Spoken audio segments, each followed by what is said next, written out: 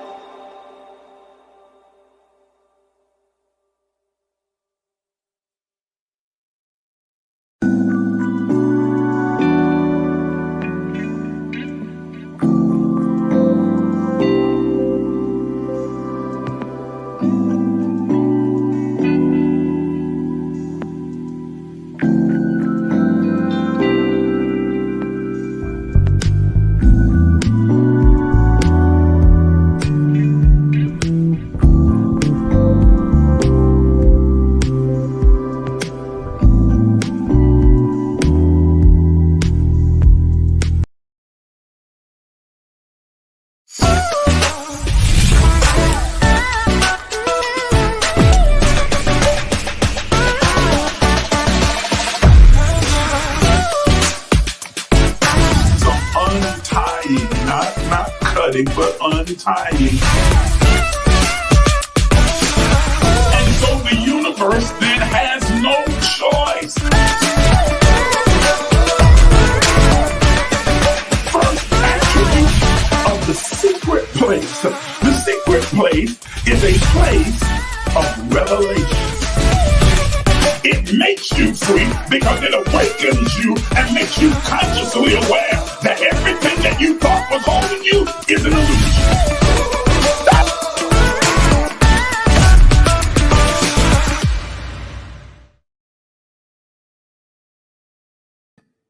Good morning, everybody. Good morning.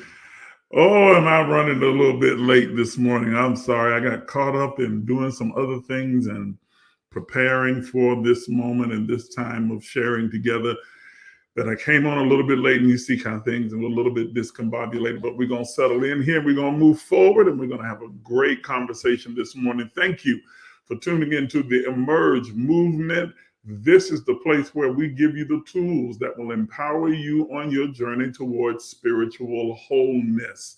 And today's conscious conversation is going to be extremely helpful, especially if you were tuned in on Thursday, where we did part one of the basics of meditation, giving you a very general overview of the mechanics of meditation and its benefits, its importance in practicing this spiritual practice today.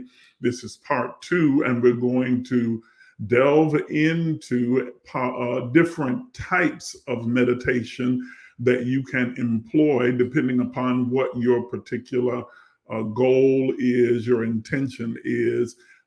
These are the different types of meditation. Now, let me say from the beginning that this is not a comprehensive list, because there are literally hundreds of types. But what I am going to offer you today are I just thought of something else. Okay, I'm going to offer you are just a few of the more major, if you will, types of meditation that you can employ depending upon what your particular intention is for that particular session. Meditation, again, is a spiritual practice that is universal, used in every religion, and even by those who are atheists and those who are agnostic. It is a technique or a spiritual practice that we use to go inward, that employs, or rather that consequently brings forward many different benefits from the physical, where it's a stress reliever, relaxation, healing in your body. It is an emotional, psychological benefits come from it, such as feeling that sense of peace and gratefulness and gratitude and bliss and happiness. And then, of course, there is the spiritual benefit that allows you to begin to tune into the vibrational frequency of the soul and spirit as soul lifts itself to the conscious mind, releasing into our consciousness what the soul has always known, giving us access to infinite knowledge, infinite insight and wisdom, as well as, and we'll talk a little more about this further in our types of meditation, opening portals to become consciously aware of yourself in various spaces, places, and times across the universe and in other dimensions. That's a basic, quick review of what we discussed on Thursday. But today, we want to focus on the types of meditation, and don't let that word meditation scare you, especially those of you who practice the Christian faith, because I can promise you that word is used often in your Christian Bible. It is a spiritual practice that is endorsed by all of the patriarchs and even by Jesus himself. You'll find it throughout the scriptures. Do a quick search in your Bible or with your Bible app for the word meditate and meditation. You'll see that there are different there's some 14 uses of the word meditate and another additional 8 uses of the word meditation, and each of them are within the context of something that is favorable, that is helpful, that is advantageous for you in your spiritual growth, in your maturation process. One that comes to mind, of course, is Joshua 1:8. This book of the law shall not depart from your mouth, but thou shalt meditate therein day and night, that to observe to do according to all that is written therein. For then you will make your way prosperous, and then you will have good success. Another one is in Psalms, where David says that in the law I have do I meditate. Blessed is the man that walketh not in the counsel of the ungodly, nor sitteth in the seat of the scornful, for his delight is in the law of the Lord, and in the law does he meditate day and night. Okay, so you will see that particular terminology in this spiritual practice employed, and that is true across every religious ideology, every religious form of expression or experience.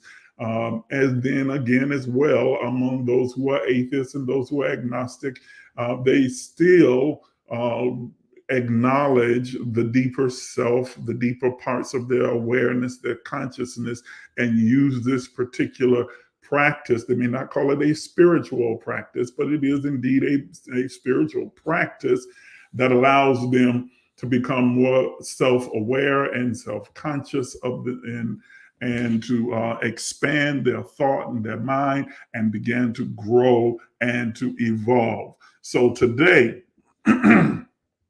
as you can see by the ticker scrolling at the bottom, we're going to deal with the different types of meditation. And again, this is not a comprehensive list, nor are we going to deal with each of these types that we're going to cover today comprehensively. We're going to get into them just enough to give you a general idea, a workable, functional idea of the mechanics of those particular spiritual practices. If you want to go deeper, more comprehensively in any of them, then there's plenty of information that's available, or you can sign up and be a part of my life coaching program.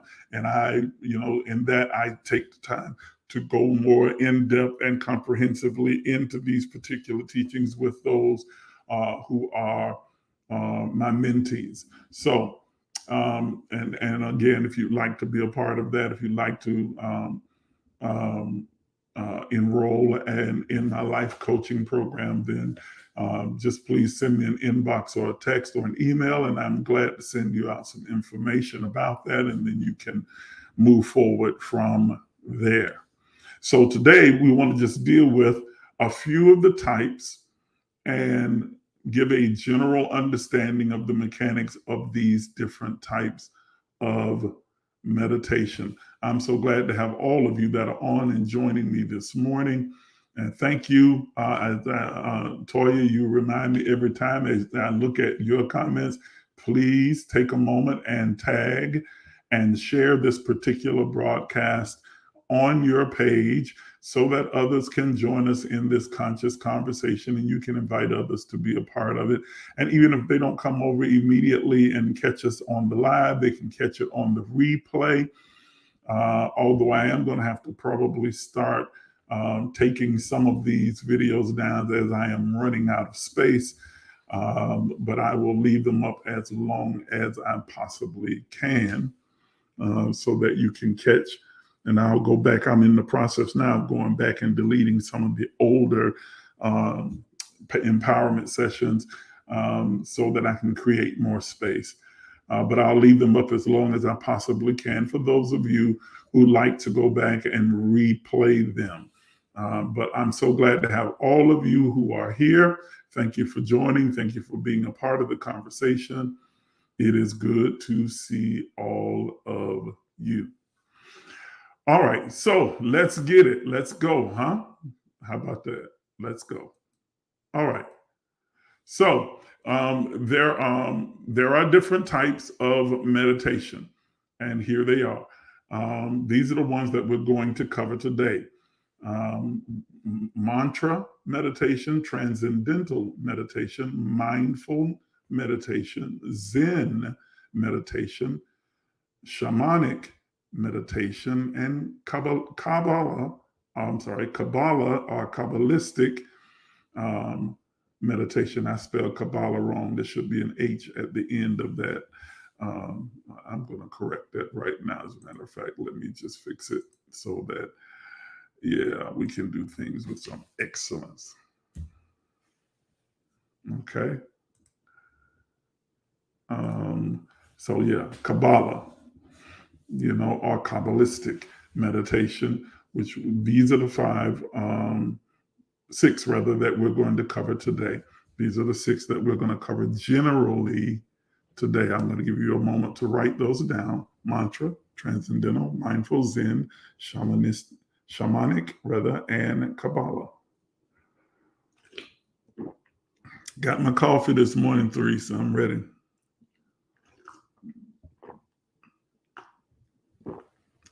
So it's going to be on and popping this morning because I got my caffeine.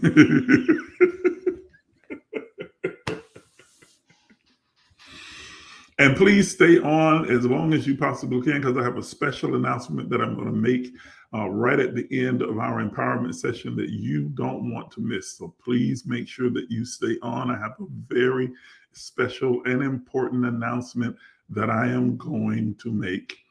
You definitely do not want to miss it. So stay on. All right. So you should have these 6 types of meditation written down by now. So let's go ahead and dive right in. Are you ready? Y'all ready? Let me go to the comments real quick. Yes, Toya, I got my fix. Teresa, you got yours too. There you go. Oh, my goodness. Nothing like a good cup of coffee.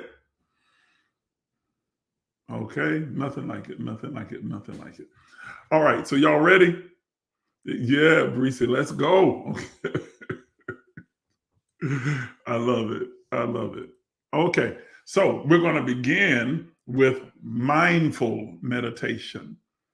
Mindful meditation. Okay. What is mindful meditation? Here we go. And I'll leave these up for a while so you can write it down. Mindfulness is a type of meditation in which you focus on being intensely aware of what you're sensing and feeling at the moment without interpretation or judgment. Mindful meditation is being intensely aware of what you are feeling and sensing in the moment without interpretation and without judgment. It is taking the time to settle yourself in so you can feel your feelings. Let me say that again. It is taking the time so you can settle yourself in and feel your feelings. And without interpretation and judgment is a very important part of this. Many times we will block out or put up a barrier to what we are sensing and what we are feeling because our carnal, earthly, earth-influenced, human-influenced mind wants to interpret it or wants to try and judge it as to whether it's good or bad, whether it's God or something else, whether it's, up or down or in or out, light or dark. Mindfulness says, I am giving myself permission to feel and sense my feeling and senses, my interior intuitive senses, and feel my feelings without interpretation, that is, without trying to determine what they mean, where it comes from, what this is supposed to be, or without judgment, without trying to determine if it's good or bad. Just allowing those senses and feelings to wash over you. This allows the soul to flush out itself into our conscious being and causes us to become more intensely intuitive and sensitive to ourselves as well as the environment and world around us. If you never allow yourself to feel your feelings, you can begin to build up what I call a spiritual callus, where you become almost immune, or you block out any real sensation or feeling, and you are operating solely upon your carnal or human, societal, environmental, cultural, religious mind. Okay, that you don't want to be there. You don't want to be there. Your intuition, your sense, inner sense, those feelings. Remember, that is the language of the soul. Are the things that will alert you when something is shifting, changing, when vibrations are off or misaligned. When you take the time to in mindful meditation, to listen to your inner sense, your inner intuition and feelings, you are able then to discern and know and sense what is not within you and the world around you. It's that, excuse my Marvel Comics reference, it is that spidey sense.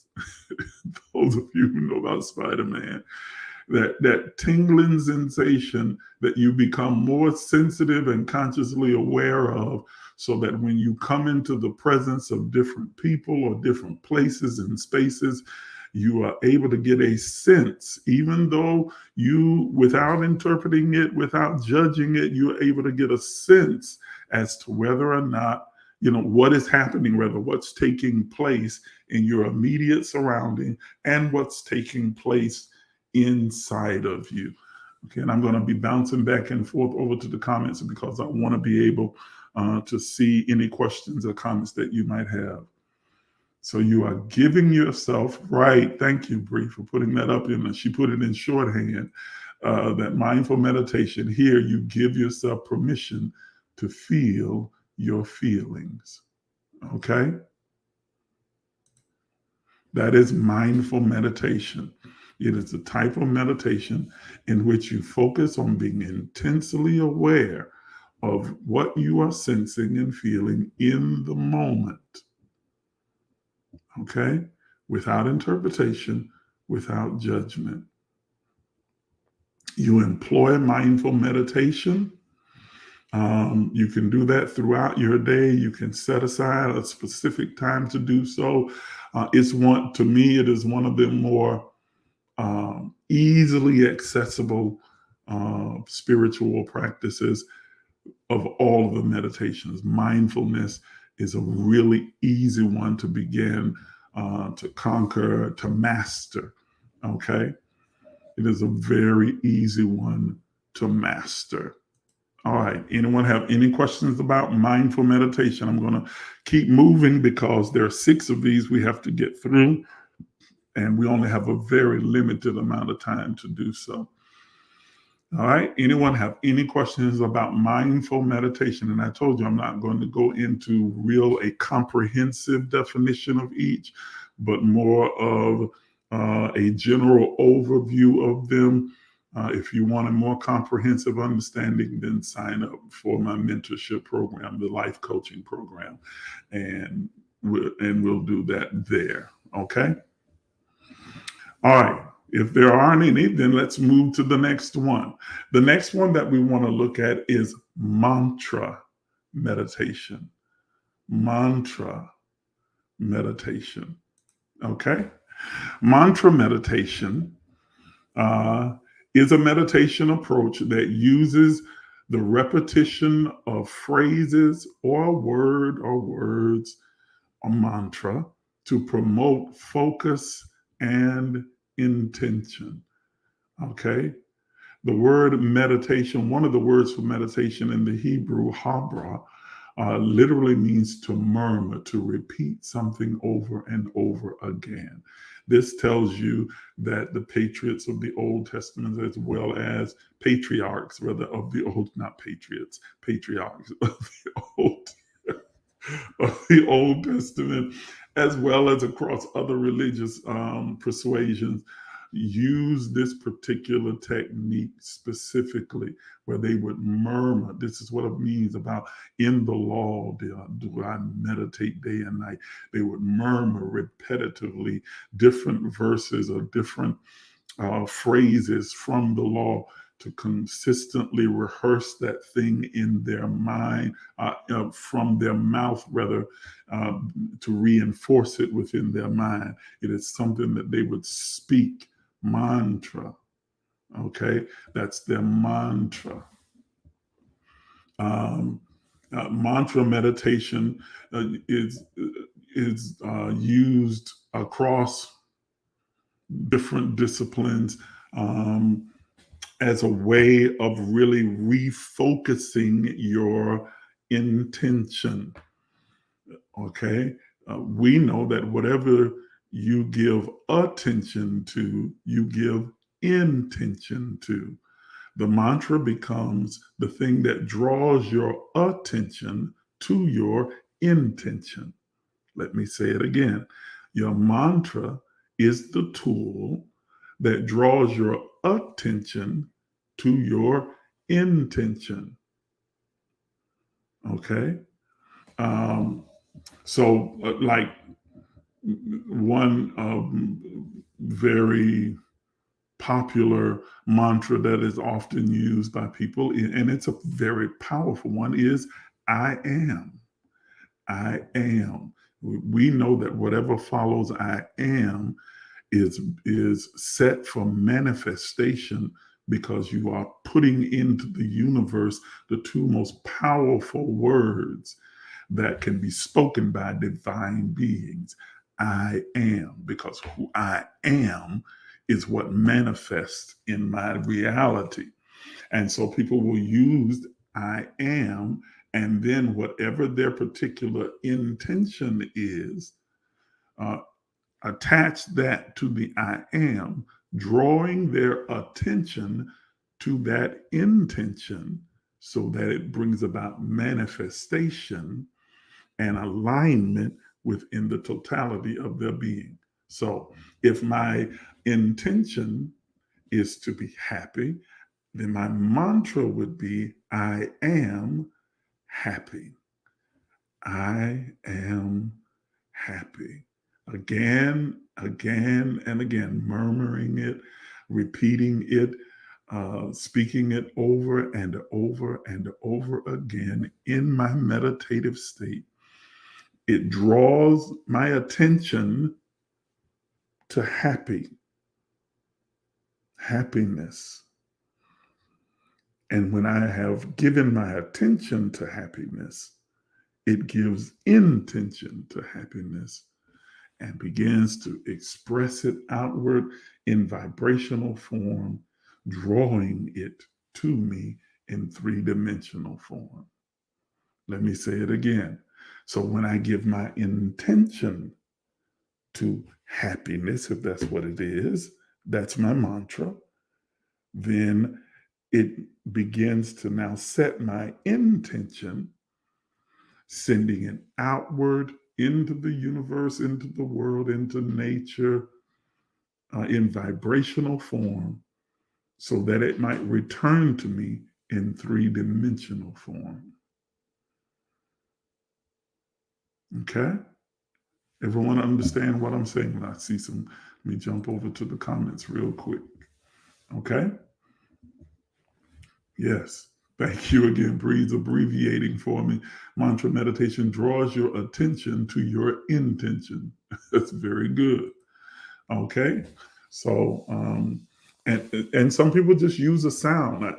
I like I am, because it's like, it's a very powerful mantra. It is one of my favorite mantras to use, but you don't have to use I am. You can use just like a sound, a very popular common sound is like om,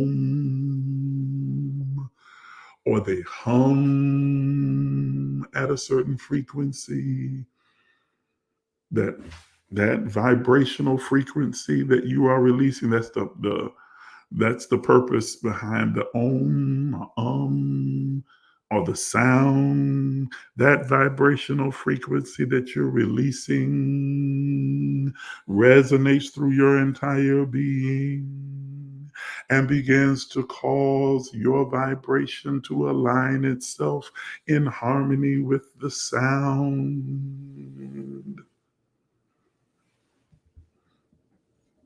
Okay? And it draws your focus to that vibrational frequency. Okay, it is a scientific fact that it is virtually impossible for you to be focused on one thing while saying something else. I'll give you an example.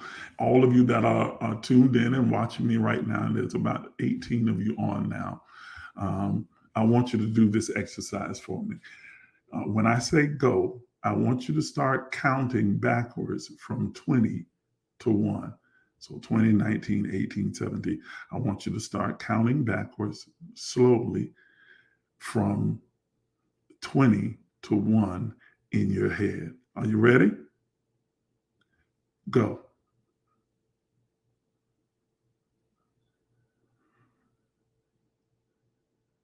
Now say thank you. Say thank you. What happened to the counting? It stopped. The moment your mouth opened to say thank you, the counting stopped because your attention and focus had to be on the count, on the word rather, thank you. Thank you. You see what I'm saying? So your mind aligns itself with what's coming out of your mouth, and your mouth is in harmony with your mind. So as you are or you are repeating your mantra, it brings your entire being in focus with whatever is coming from your mouth. Your mind, along with the soul and body and everything else, begins to align itself perfectly in harmony with your mouth. Hey, Barbara. I'm glad you're on with me this morning. Yeah, it is. It's amazing, huh? You can't do the two at the same time. That's a basic exercise I always use, especially with those who are my mentees. When I was pastoring, I used to do that exercise with them as well. Okay? So that's where you want to be with. That's the purpose behind mantra meditation. Any questions about mantra meditation before I move on to the next one? That's two of them. We've got mindfulness and mantra. There's 4 more to go. So, okay. All right. Everybody got this. You should have it written down by now. I'm going to take it off the screen. So the next form of meditation or type of meditation I want to discuss with you quickly is Zen meditation. Zen meditation is often associated with Buddhism and some Hinduism, but mainly Buddhism. Zen meditation, but it is not, it is a general spiritual practice that is not relegated to one particular religious faith. All right. It's just that the Buddhists seem to practice it more. So let's talk about Zen. Zen meditation, also known as Zazen, is a meditation technique rooted in Buddhist psychology. The goal of Zen meditation is to regulate the attention and increase self-awareness. The goal of Zen meditation is to regulate your intention and to increase, sorry, I dropped something. Let me grab it. Goodness. Okay. To regulate, to regulate attention and increase self-awareness. Okay. This is a meditation that is mainly focused on your self-aware. Do you understand that most of the time we matriculate through life, we navigate through this 3-dimensional experience completely oblivious to who we are and how we affect the world around us. Most of the time we do. We go through life and we think that our actions are our own, our behaviors are our own, our words are our own. And yeah, we take ownership, but they don't just affect us. They are the seeds of causation that have an ongoing, perpetual, and predetermined effect on the world around us. You're not just talking. You're not just doing. It's nothing is without cause and effect. And many times we go through life completely oblivious to how we come off, how we come across, how we affect the world and the people around us by our words, by our actions, by our behavior, by our, even by our energy. Okay? Your energy, the energy of your presence has an effect. It has a definite effect. It is the seed of causation that has a definite, predetermined, consistent, perpetual effect in every place that you are. I'll give you an example that when I was a kid growing up, my father died when I was very young. I was 3 years old when he passed away. So I never really got a chance to know him. So I was raised in a single mother household until she met my stepfather and then remarried. And we had a stepfather, but for a number of years, it was just us kids and mom. And mom had to work outside of the home when we were poor. And so she worked outside of the home for a family called the Davises. She was a maid and she took care of y'all. Some of y'all understand what I'm talking about because you're old enough. You knew what it was back then. Mom was a domestic. And so she would work outside of the home. And many times we would be at home alone, just us. This was before there was a CPS, Child Protective Services, and all of that other kind of craziness that, let me not call it craziness because it serves a good purpose. It just gets sometimes they go overboard. All right. So anyway, we would be at home alone. And of course, as many of you can relate to, whoever was the oldest was the one who was in charge. Well, at the time, even though I had older brothers and sisters, the oldest one to live home was my older sister. Some of you, Barbara and others like that, you know her. Her name is Veronis. Very proud of her. She, Dr. Veronis Miles now, here in the DMV area. Very prominent. Just wrote a wonderful book. And anyway, that's not the purpose of the conversation. But anyway, she would be in charge. And when she was in charge, those of us who were younger, my brothers and sisters, we were around there in the house, it could get wild and crazy and rambunctious and out of control. And she would try and tell us what to do and what not to do. And we may or may not do it. And she would yell and fuss and try and, maintain some semblance of order and control and whatever. But when mom came home without saying a word, just her presence, the entire atmosphere in the house shifted. How many of you can relate? Come on. You knew when mom came home or your father came home or, someone of authority walked in, your entire attitude and the energy in that room completely shifts because their presence puts a demand on the energy. Are you understanding what I'm saying? It creates a different atmosphere because of their presence. Well, ladies and gentlemen, that's not just true of mom and dads, that's true of you.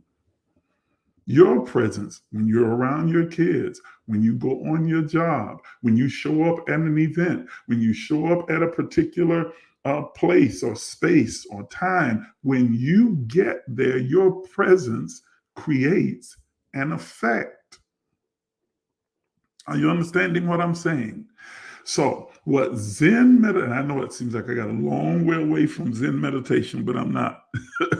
What Zen meditation does is help us to tune into the frequency of ourselves so that we can be more self-aware, aware of our effect, aware of the way that we show up in life, so that we can tweak and make adjustments to it as necessary to improve and enhance the energy that we bring to any given time or space.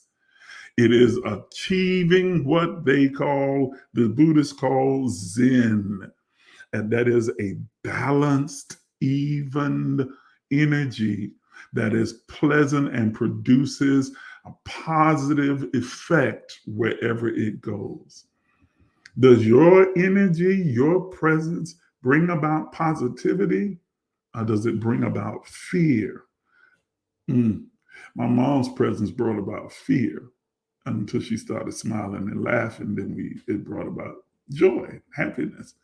But initially it was fear, like, ooh, especially if you hadn't tucked the chicken out the freezer, or you hadn't cleaned up the house, or you hadn't done your chores. Shoot. So y'all know what I'm talking about. Yeah, you get that paralyzing fear. Okay. What does your presence bring to the equation? How do you affect the world around you? Well, Zen meditation allows you to tune into that, to become more consciously aware of yourself and how you show up in the world and affect the atmosphere within and around you. What atmosphere and climate do you create? Am I being clear? Let me jump over. I'm missing some comments here.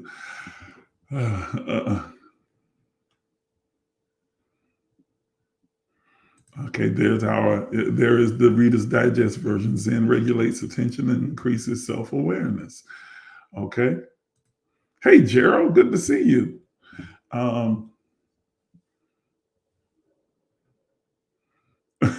Steph, I bet you do. I bet you got a lot of funny stories about your big sister.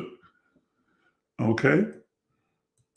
The presence of your authority puts a demand on the energy. Yes, it's your presence, period. Okay. Your presence has a certain authority. Yes, it absolutely do. So the difference between mindfulness and Zen is self-awareness, right? Mindfulness is more listening to your intuition and feelings, feeling your feelings. Zen is about your behavior, who you are, how you think, how you show up in the world. That's a good question. They are similar, but they're very distinct differences. Toya said my mom brought fear too. I know. I can feel you with both hands. Trust me, because when my mom showed up, it was like, oh, everything better be in order, or it's gonna be a problem up in this place. You're gonna be meditating on how to get away from that belt.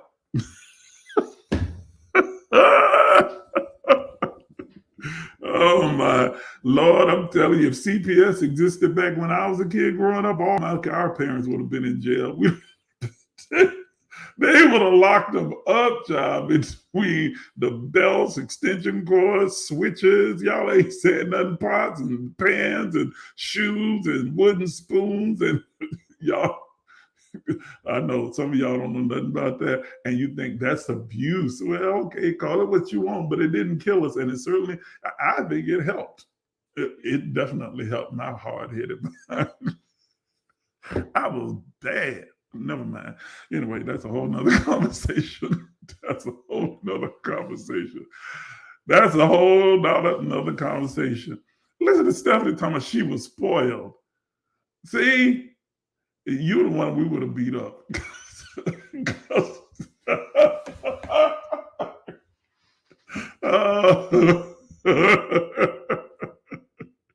Oh my goodness. Oh yeah, Barbara. I know you know. Come on. The Miles family, Walker family. Look, Look, I knew your parents. Look. Lord have mercy. Absolutely. Absolutely. And the Walton family, the Miles family, the Walker family, Williams family. Oh, I can go down. Don't get me started in the history. Child, our parents didn't play.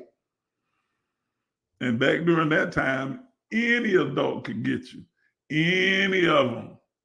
There wasn't none of this. Don't you touch my child. Don't you bite child, please. Man, look, any of them could get you. And they go and tell your parents, and your parents will get you again. wish you would. What?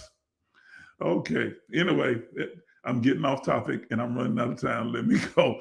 So, all right, we've covered mindfulness, mantra, and Zen meditation. All right. So let's go to the next one. 3 more to go. Shamanic meditation. Okay. Let's deal with that one. Shamanic meditation is an ancient healing tradition. It involves connection with and guidance from spirits, including ancestors, elders, gods, goddesses, spirit guides, power animals, spirit animals, and angels. Now, I know already that some of my Christian background people are shaking in your boots and going to go, wait a minute, devil, the Lord rebuke you in the name of Hishandakatayarabokoto. Hey, I bind that. Before you start binding and loosing, okay, take a moment and listen, and maybe you might get a different perspective on things. All right. Shamanic meditation, there's some controversy about where it began. I tend to lean more toward it having its roots in Africa and different parts, different tribes within the different African nations. Some say that it begins with the natives. That it began with them. Some say that it began with in East Asia. I tend to believe that it began with African people and African nations because we are the cradle of civilization. We are the place where all of the mankind has evolved from. So I think that we are the originators and the generators of all things. I just simply do. You ain't got to agree with me. That's fine. Long before there was a Bible, before there was a Quran, before there was a Bhagavad Gita, before there was any other sacred writings or texts that were put in place, people communicated with the spirit world, the all of everything, or other souls that were not in 3-dimensional form, and some that were in 3-dimensional form that were not in human form. And they did so through shamanic meditation. Okay? And so the terminology that's used from spirits that include ancestors, and I'm going to talk about these, elders, gods and goddesses. Lord have mercy. I know that one right there upsets some people. But even those of you from the Christian faith, your Bible even acknowledges other gods, at least that's the term that's used, gods and goddesses that existed during the time. Even in your commandments, which that's a whole nother conversation. It said the very first one is, thou shalt have no other God beside me.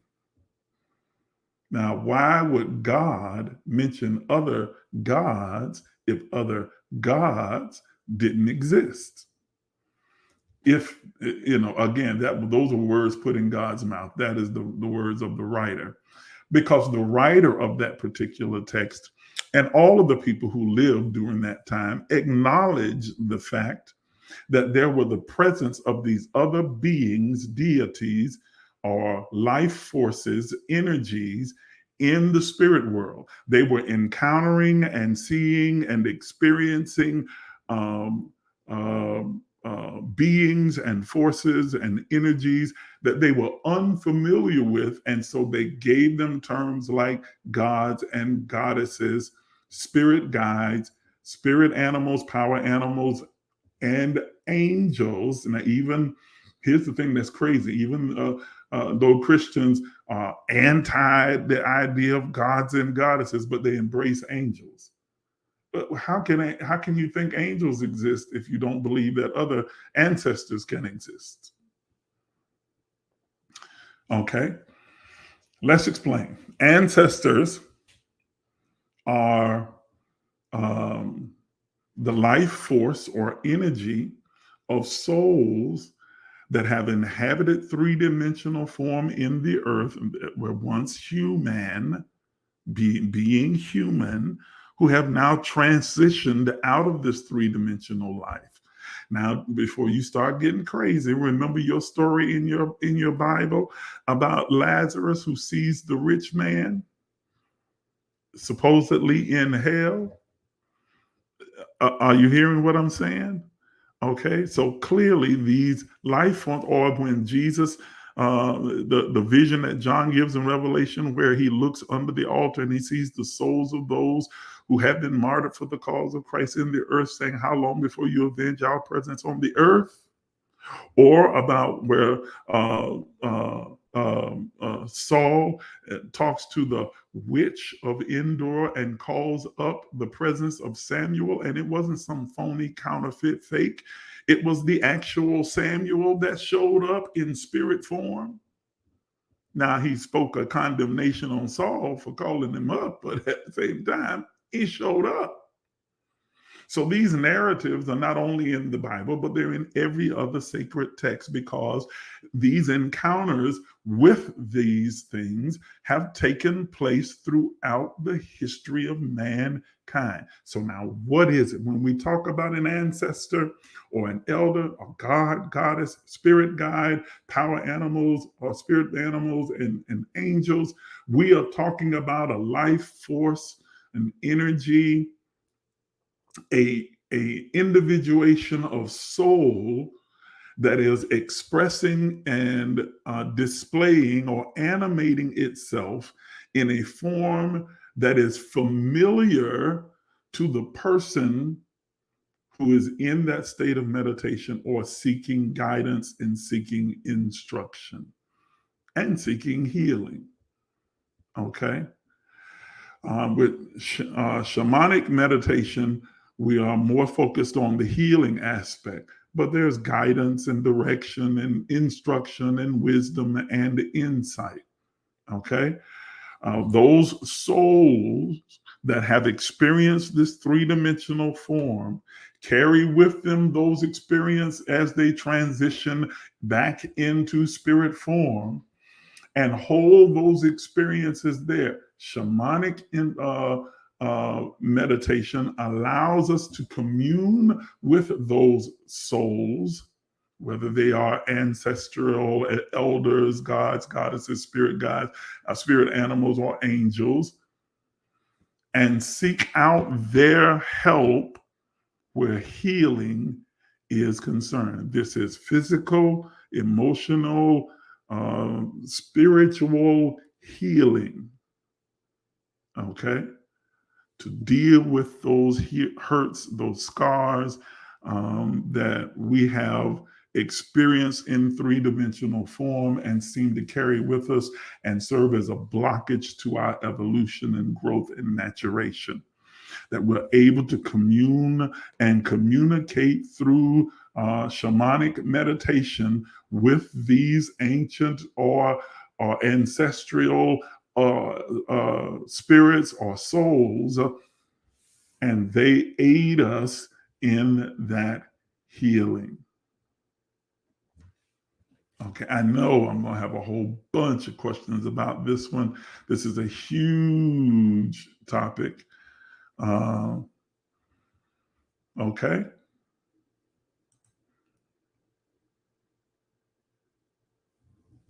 All right. Not necessarily guidance. Guidance is going to come a little further when we talk about transcendental, but more so this with shamanic is focused on the healing, spiritual, emotional, psychological, physical healing. Okay. Okay. And depending upon your particular ilk or experience will determine in what form these souls or spirits will take. If you believe in angels, then they'll come in angelic form. If you believe in the ancestors, then they'll come in ancestral form. If you believe in the elders or gods and goddesses, then they'll come in that form. If you believe in spirit guides, spirit animals, then they'll come in that form. The goal is to get to you the healing that you need. It's not about the form. It's really not. It's the form that it takes really depends on you and what you choose to embrace and to allow within the sphere of your belief. If you don't believe it, you won't see it. Can I tell you, this is what I say about demons and devils and all this other kind of craziness that are just an illusion and there's no reality to them. And here is my reason for being able to say that definitively. Because as long as I believed in devils and demons and demonic spirits and possession and all of these other kinds of creeping things and principalities and power, as long as I believed in them, I saw them everywhere. I discerned them all the time. The moment that I knew better, learned better, and dispelled my belief in the mythology of demons, guess what? They stopped showing up. I stopped seeing them. They were the creation of my own mind. They were the creation of my own mind as a way to be able to explain what was happening around me, to give some shape, form, sensibility, or intelligence to what was happening around me. As soon as I evolved, they were no longer necessary. So they took on a different form. Are you understanding? Yes? Okay. Can this type of meditation be done with someone, or can you do it alone? That's an extremely astute question. Very good question. Okay.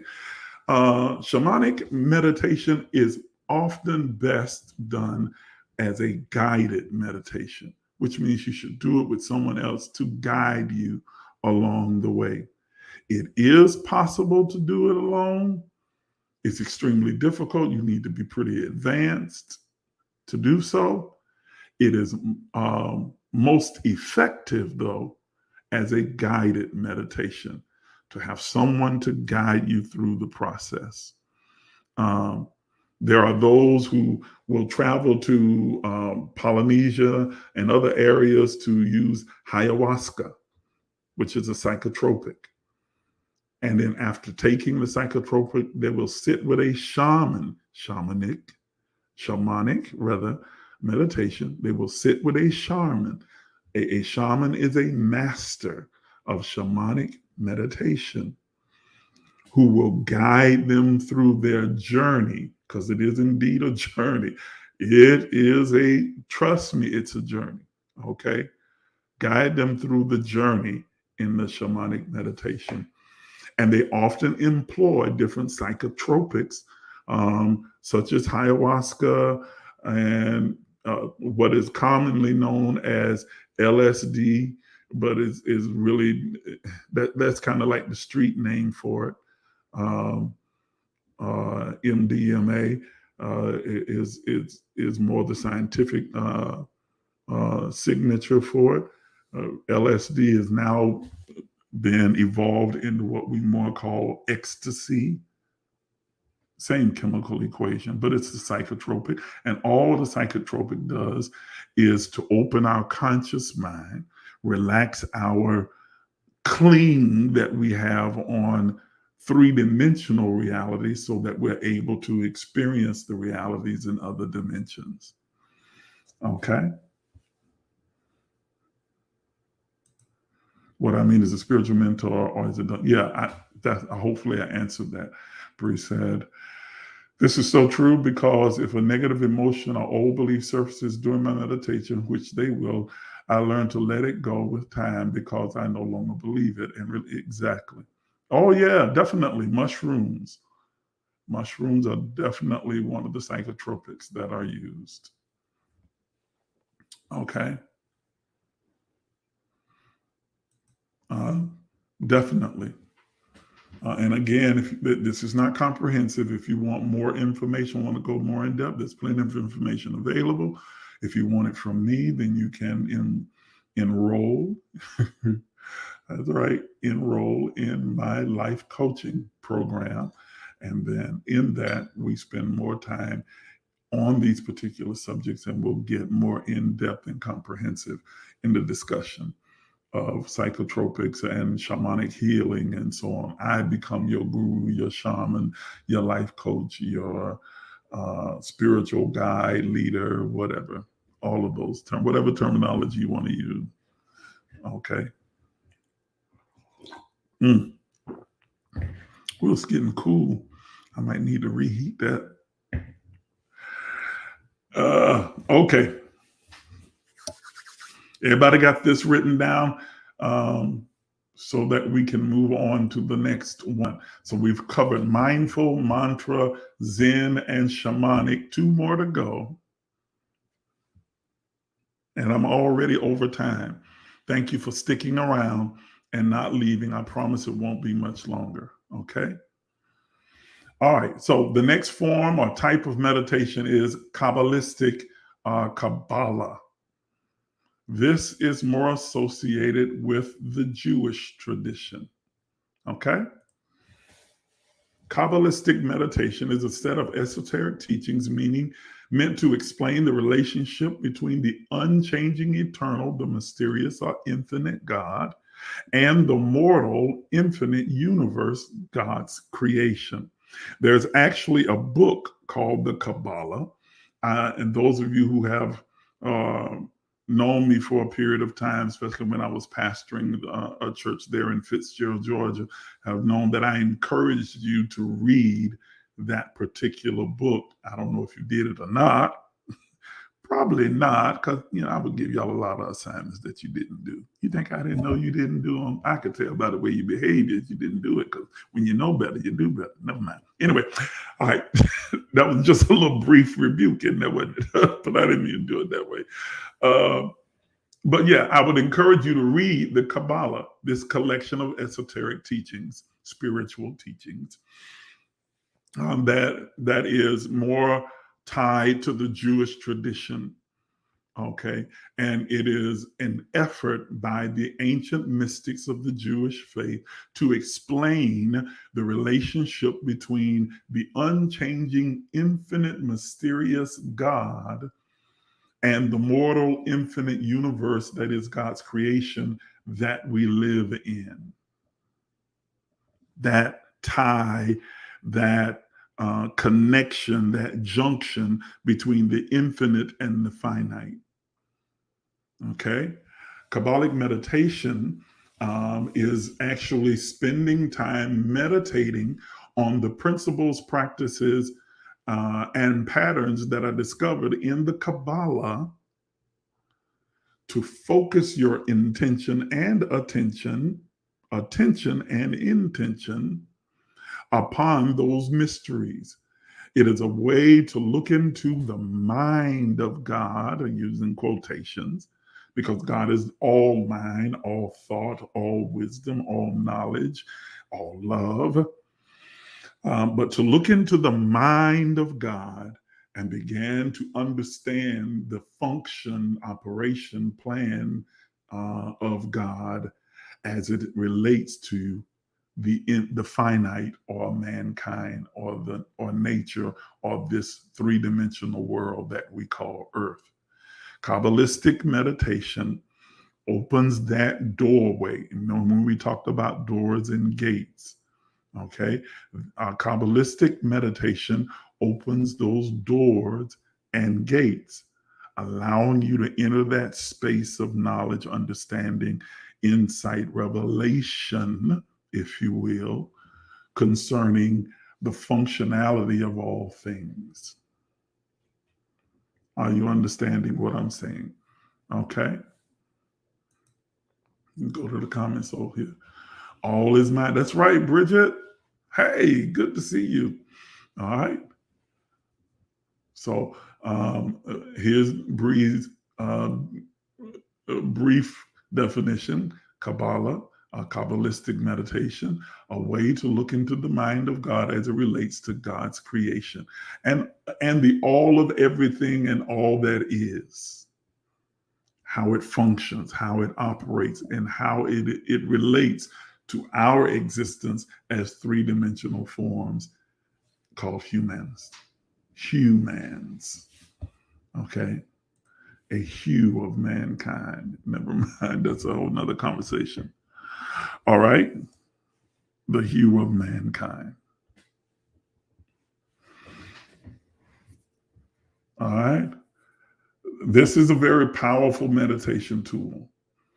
It is a type of meditation that really unlocks the conscious mind and allows that flood of information and knowing that is loaded and coded within the soul to enter our conscious understanding, to give us insight and light and understanding and revelation, indications of what is and how it operates, wisdom, knowledge, understanding. Those are the three powerful words: wisdom, knowledge, and understanding. Okay, that's good. That's yeah. A way to look into the mind of God as it relates to God's creation. Okay, wisdom, knowledge, understanding, powerful. All right. So we got one more to go, and I left this one for last because. Oh, wait a minute. Did I put it in the? I didn't, did I? I'm trying to see. Did I put transcendental in? I didn't. Give me a moment and I will write it in. I thought I did. That's what old age will do for you, huh?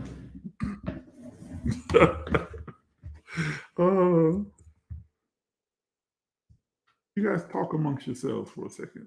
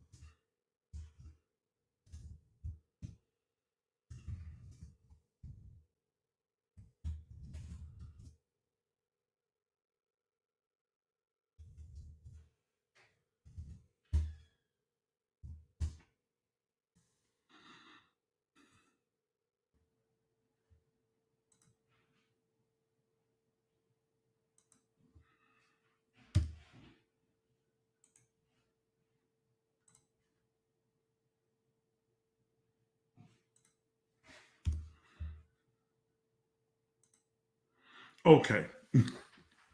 That was a quick type. You see how fast I type, right? Not very fast at all. Um, so our last one is transcendental meditation. This is mostly associated with yoga. Okay. And no, yoga's not demonic and it's not all that other kind of craziness. Okay. I hate to have people put that disclaimer out there, but it's not. All right.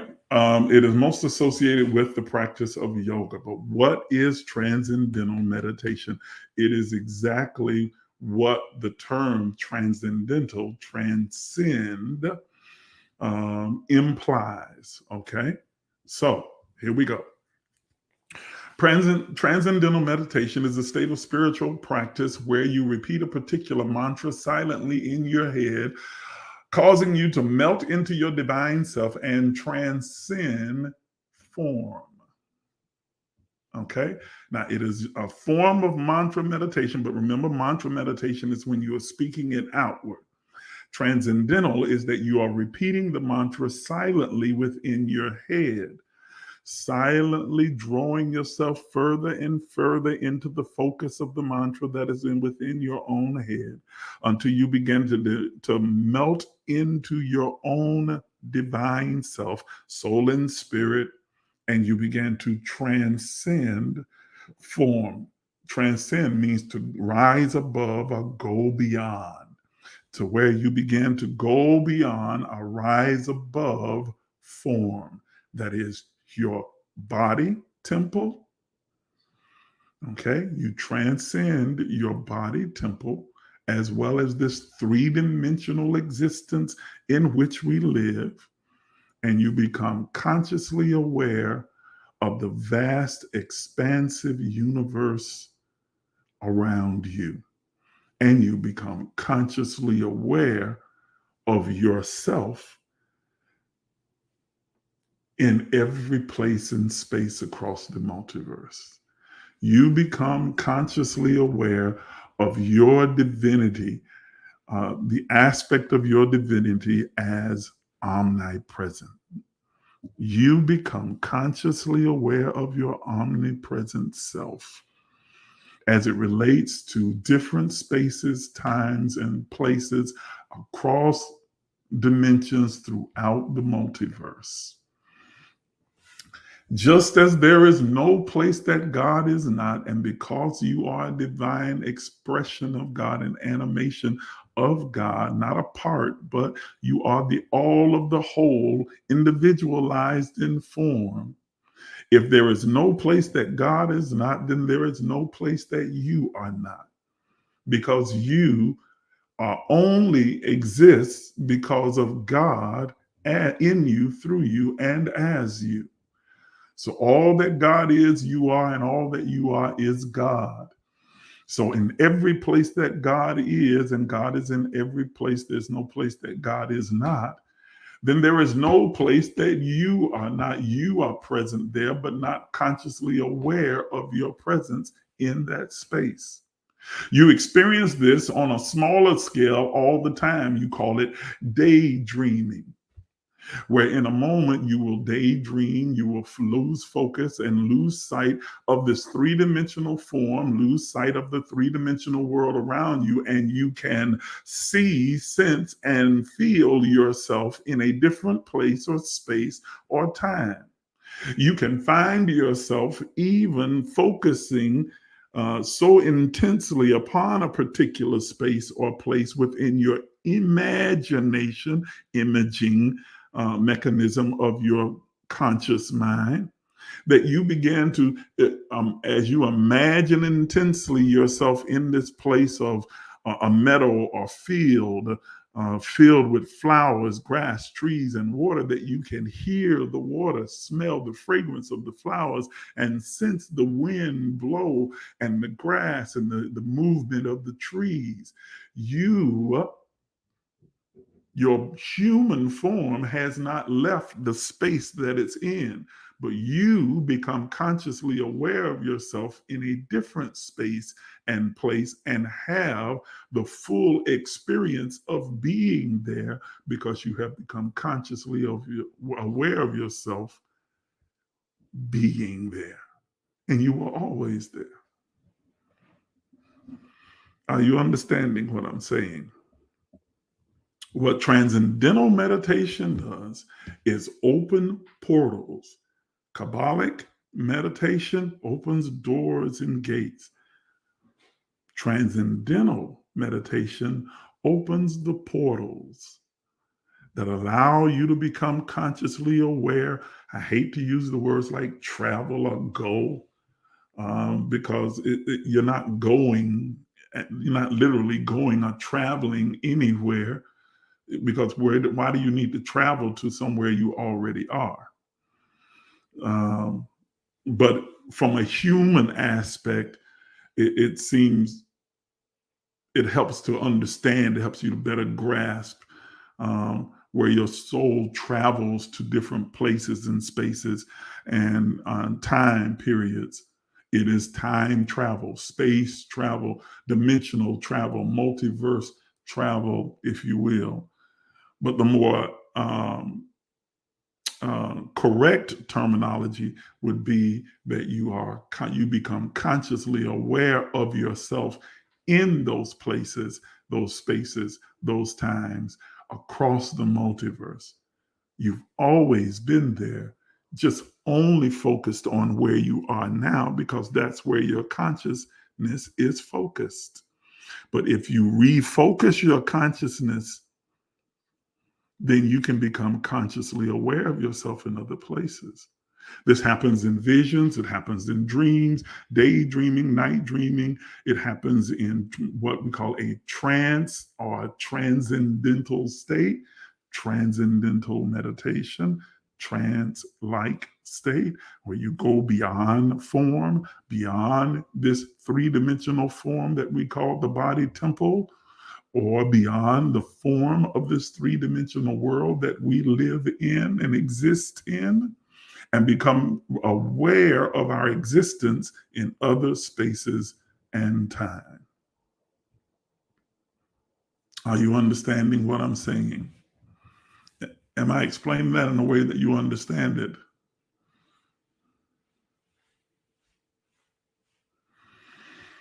Okay.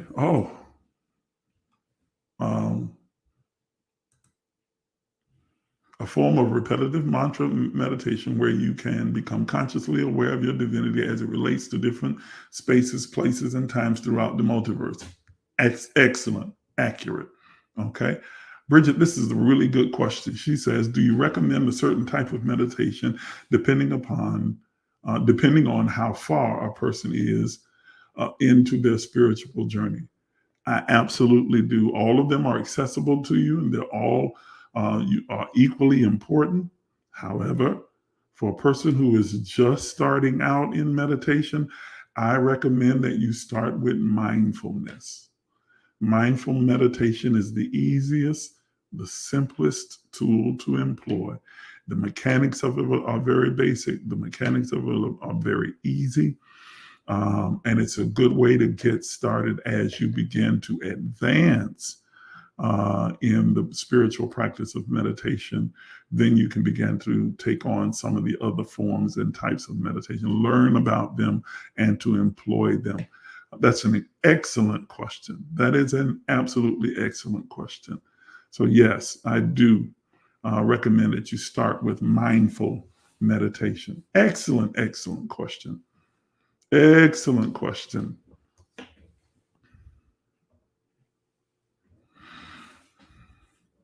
Yes. Mindful meditation is indeed the type of meditation that we were doing when I was pastoring the church there in Antioch.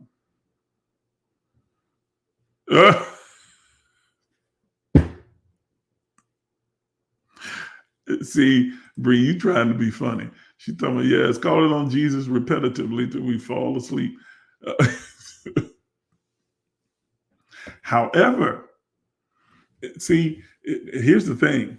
You know, those old saints, they didn't know what they were doing, but that is a form of mantra meditation. When they would have us at the altar calling on Jesus, Jesus, Jesus, Jesus, Jesus, Jesus, Jesus, Jesus, Jesus, Jesus, Jesus, Jesus, Jesus. You're repeating a mantra. Jesus became your mantra. And you did the mantra with the attention and intention of having a spiritual reaction, tongues, that would come forth. And it worked. Absolutely worked. Because what you give your attention to, you give intention to, and it will manifest. The thing that most of them would find disturbing is that you could use the name Tommy and do the same thing.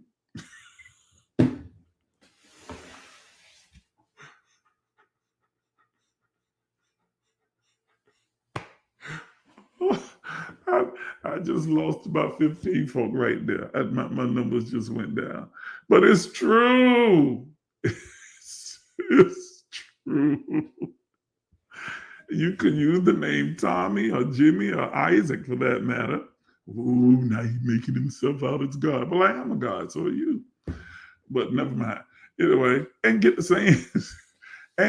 same result, because it's not about the name you were calling.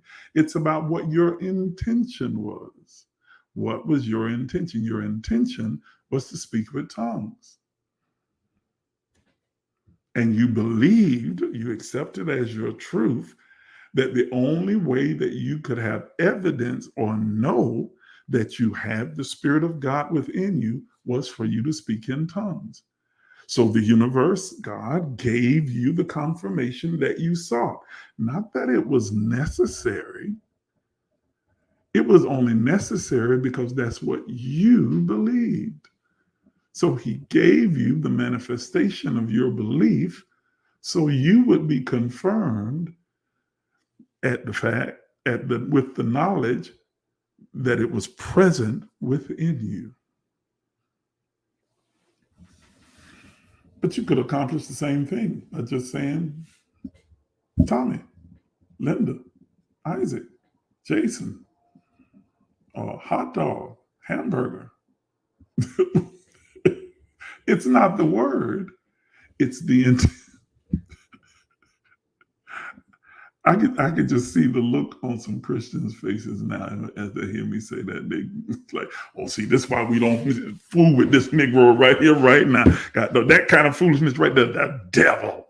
There's power in the name of Jesus. No, there really isn't. That's a very common name. There are people today who are named Jesus. That's a very common name. There were people who were named Jesus before Jesus.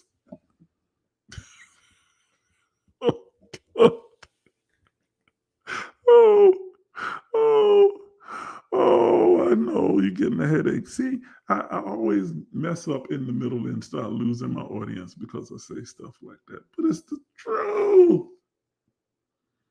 The power is in the intention.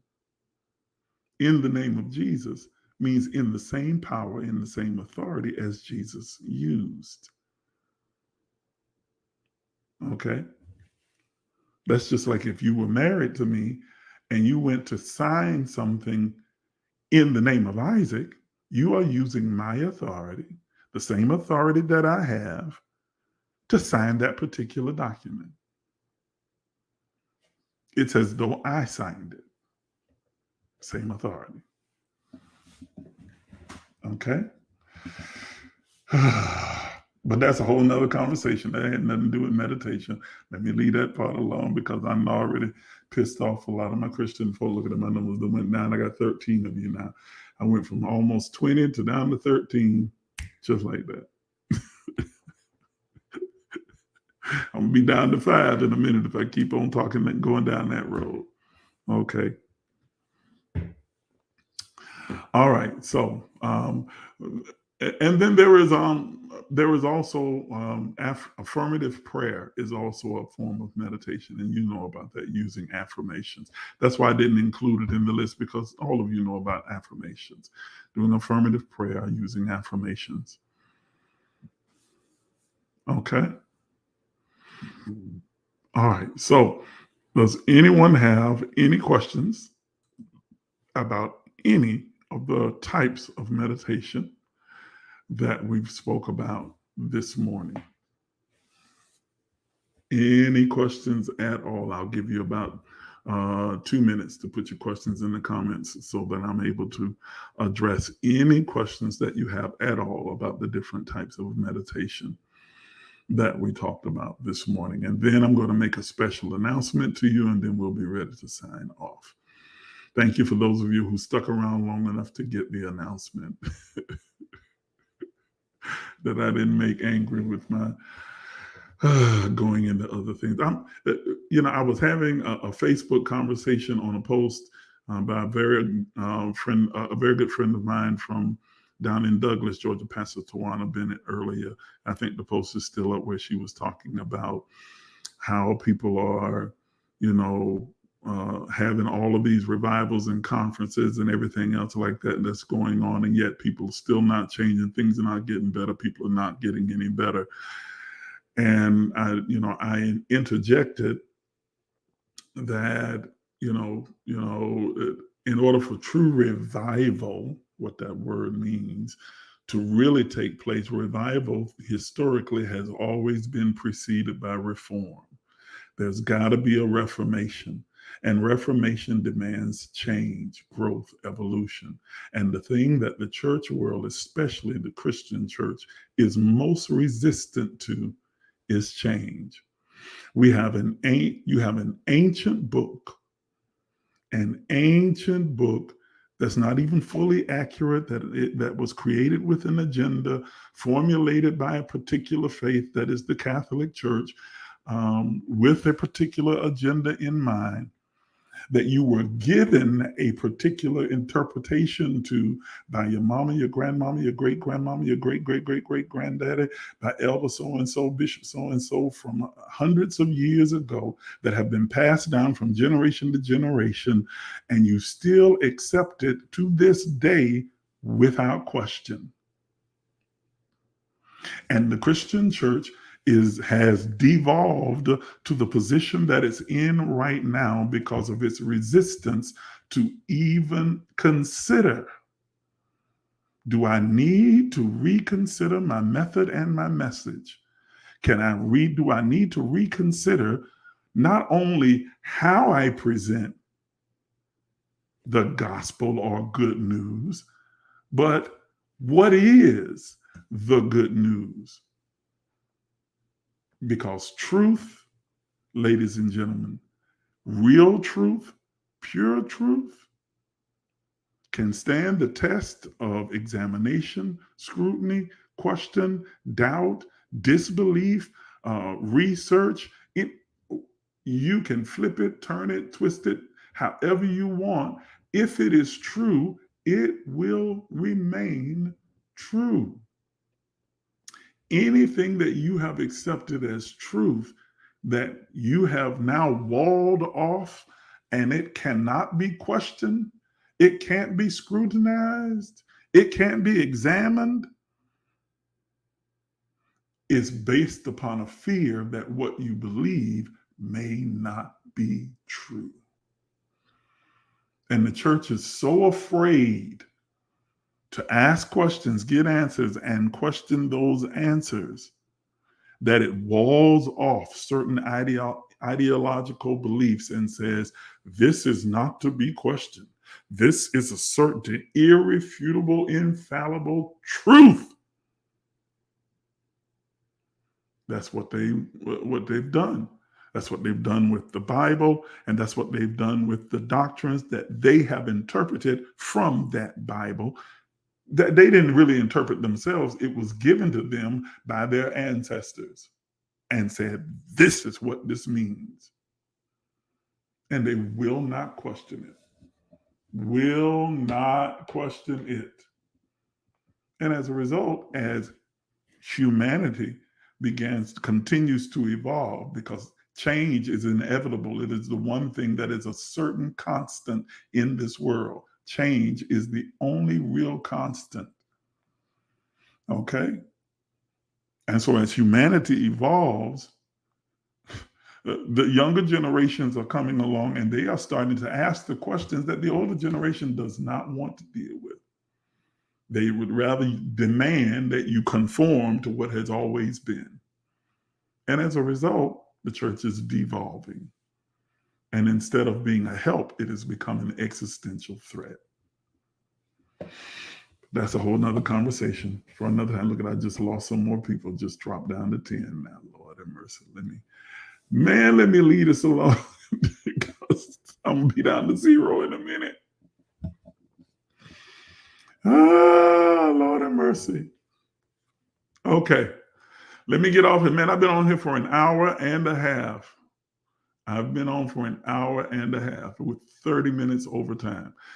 Okay, here's the announcement. All right, coming up in September the 1st, we're going to begin what I call my 90 days of abundance plan. Now, beginning on Thursday, I'll start teaching some of the practices and principles surrounding the 90 days of abundance. I'll do that until the end of this month to prepare us to step into the 90 days of abundance that will begin on September 1st, that I absolutely positively guarantee, without shadow of doubt. You can come on this app and you can call me every kind of liar you want to call me. If it doesn't work for you, this absolutely positively works 100% of the time if you practically apply the principles that you will learn. If you follow the directions that I am going to give you, at the end of the 90 days, your life will have dramatically changed for the better. So, 90 days of abundance. Join me for September the 1st through November the 29th is when we will actively involve ourselves in the 90 days of abundance to produce infinite abundance in your life. We'll begin on Thursday with the precursor, that is to give you the basic fundamental teachings and the strategy and structure for the 90 days of abundance, leading us up to September the 1st, and where we will begin the practical implementation of the 90 days of abundance plan.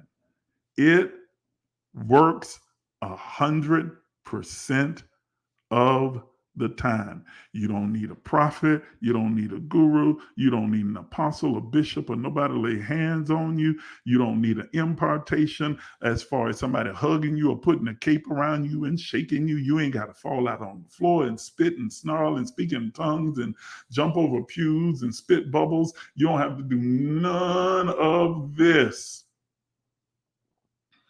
But what you do have to do is employ these principles that I will give to you during the course of these 90 days and repeat them for 90 days straight, nonstop, without a break, without missing. Okay? You have to follow the program. You have to follow the program. You have to follow if you don't follow the program, it will not work for you. So you have to follow the program.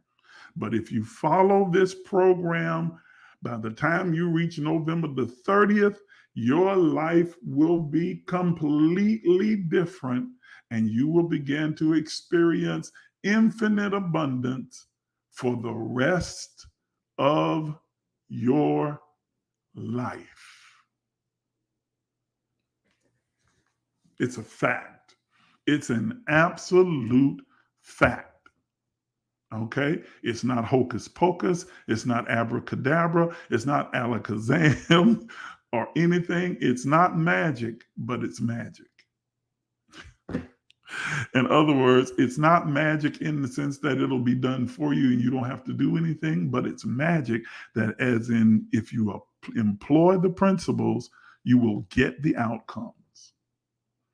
You will get the outcomes perpetually. I guarantee it. I guarantee it. It does not fail. It cannot fail. I promise you it can't fail. So if you will join me in these next few weeks in the precursor as I begin to prepare you for the launch of this particular movement, then we will begin it on September the 1st and it will conclude on November the 29th. I will come on every single morning from September the 1st to November the 29th for 10 minutes to set your intention for that particular day. If you want to join me for those days, you can. I suggest that you do, and move you through those 90 days for 90 days straight.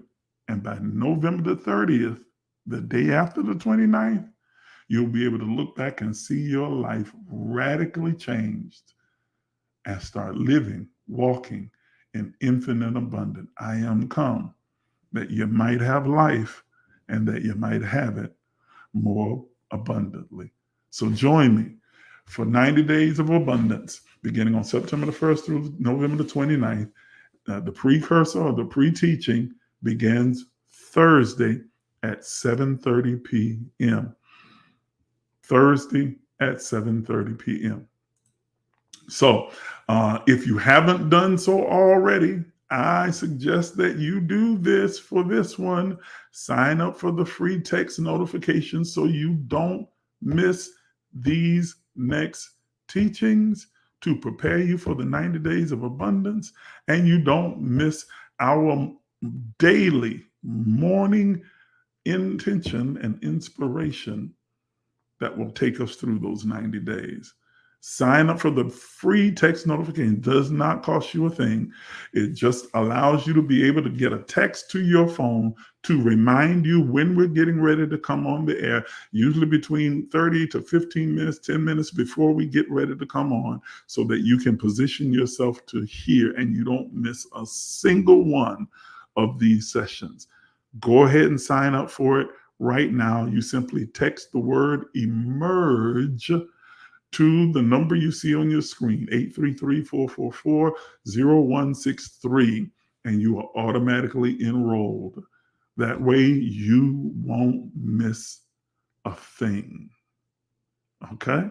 90 days of abundance. I'm excited about it. It's going to be a great time of impartation and instruction and information and insight that I know will bless you. And the season for it is right on time. I'm telling you, as we are preparing to enter into the season of harvest, you will experience abundance in every aspect of your life. Financially, yes. Emotionally, yes. Physically, yes. Spiritually, yes. Mentally, yes. Romantically, yes. In every aspect of your life, infinite plenty and abundance. I guarantee you it will work. Guarantee. So make sure that you sign up and that you are tuned in so that you can be a part of this. Yes. Hey, Daniel, man, I am so glad you're on. Thank you, bro. I really appreciate it, man. I hope that you'll join me and be a part of it. Hey, man, I really hope that I'm going to tell you right now, if you are not following Daniel, let me put him back up. You need to follow him. You know, you can send a friend request. I don't know if he'll accept it or not. I'm really funny about who I accept as a friend as well. But even if you're not a friend, just follow his page. The information that he posts is phenomenal, powerful. I promise you. Y'all don't hear me talk about people like this very often, but I'm telling you, this brother puts out excellent information, excellent insight. I promise you, follow his page. Okay? Daniel, I don't mean to get you bombarded by people, but I'm just telling you, bro. I love the information that you post. I'm always loving or interacting with it because it's just such great sound and prophetic and profound insight. I really appreciate you, man. I do. I'm glad to be associated with you. So yeah, find his page, click on him right now while you're on this live, and his page will come up. Hit the follow button. Hit the follow button. You'll thank me later. I promise you, you will thank me later. Okay. All right. Trying to see, is there anything else that I need to cover? Oh.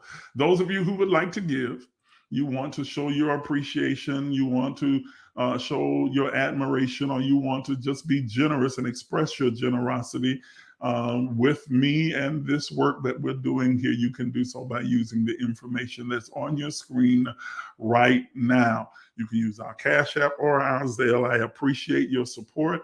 I'm not begging, I'm not pleading, I'm not trying to con you, I'm not making you no promises that you're going to get a new house and a new car if you give that sow this seed into my life. Okay, get your credit right and work hard. You can get all the houses and cars you want. You don't need supernatural faith in order to get a house or a car. You need good credit and a job. Heck, these days you got bad credit and a job. You still get one. So, okay.